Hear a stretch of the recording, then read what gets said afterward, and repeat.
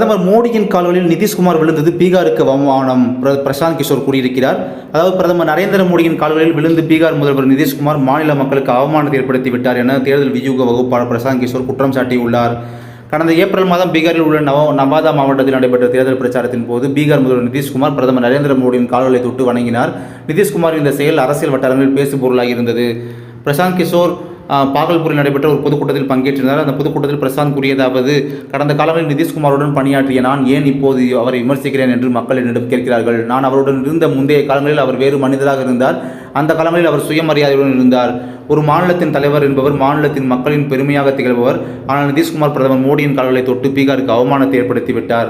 மோடி மீண்டும் ஆட்சிக்கு வருவதற்கு நிதிஷ்குமார் முக்கிய பங்கு வகிக்கிறார் என்று அரசியல் வட்டாரங்கள் தெரிவிக்கின்றனர். ஆனால் பீகார் முதல்வர் நிதிஷ்குமார் தனது செல்வாக்கை எவ்வாறு பயன்படுத்துகிறார்?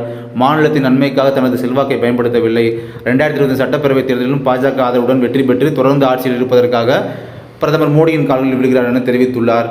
பிரசாந்த் கிஷோர் 2015ஆம் ஆண்டுகளில் ஐக்கிய ஜனதா தளத்தில் முக்கிய ஆலோசகராக இருந்தார். பின்வந்த காலங்களில் காங்கிரஸ், ஒய்எஸ்ஆர், ஆர்சிபி, ஆம் ஆத்மி, திரிணாமுல் காங்கிரஸ் மற்றும் திமுக முதலான கட்சிகளுக்கு தேர்தல் வியூக வகுப்பாளராக இருந்து வந்துள்ளார்.